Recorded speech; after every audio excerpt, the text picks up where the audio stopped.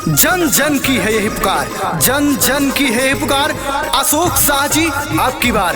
तो भाइयों बहनों याद रखिए, हरिओम मोहनपुर सिमरी बख्तियारपुर से इस बार अपना पैक्स अध्यक्ष भूपेंद्र कुमार, पूर्व उप सरपंच मोहनपुर, पिता अशोक शाह जी को इस बार अपना पैक्स अध्यक्ष बनाना है। अपने क्षेत्र में विकास की गंगा बहाना है और अपने गांव को नंबर 1 लेके जाना है। भूपेंद्र कुमार जी मेरे हैं हरिओम मोहनपुर की शान, पिता अशोक शाह जी हैं। पैक्स अध्यक्ष लड़ रहे चुनाव, बात बताता हूँ सबको मैं। सुनना बात लगा कर ध्यान, बेटे भूपेंद्र कुमार जी हैं। दुनिया जाने जिनका नाम, चरित्रवान गुणवान है भैया। आते हैं ये सबके काम, अशोक शाह जी को जिताना।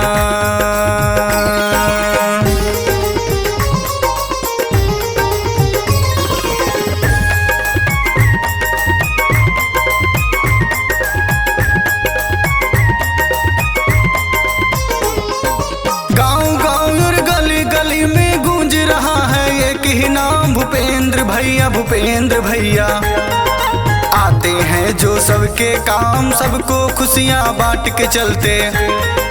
जीवन का उद्देश्य बनाए, ऊंची नीचिया छोटा बड़ा हो, सबको लेते हैं अपनाए। शिक्षित ईमानदार प्रत्याशी हरिओम मोहनपुर में आए, अशोक शाह जी को जिताना।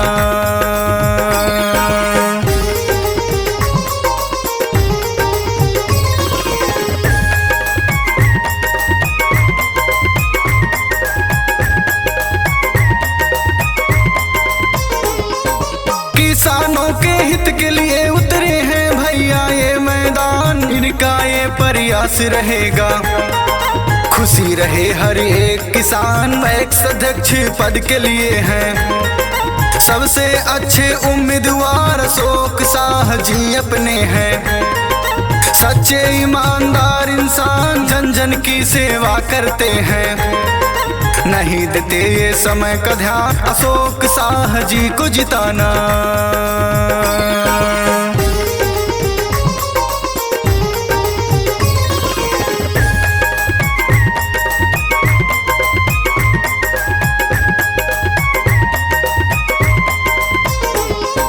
हर सपना साकार करेंगे जो गरीब दिखे हैं भाई, दिल में अपने लिए हौसला लगा दिए हैं पूरा ध्यान। पैक्स अध्यक्ष जब ये बनेंगे, चमका देंगे पूरा गांव, गांव की सारी जनता ने ठाना, अशोक शाह जी को जिताना। पैक्स अध्यक्ष इनको बनाना, दे करके अपना मतदान, अशोक शाह जी को जिताना।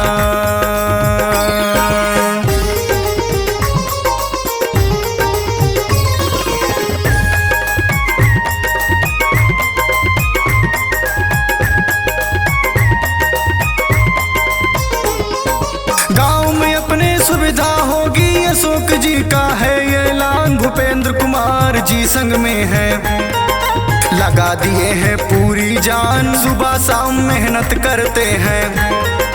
हो संतुष्ट हर एक किसान, पड़े विरोधी फिर चक्कर में, देना ना उन पे तुम ध्यान। अशोक शाह जी घर के प्रत्याशी, इन्हीं को देना है मतदान, अशोक शाह जी को जिताना।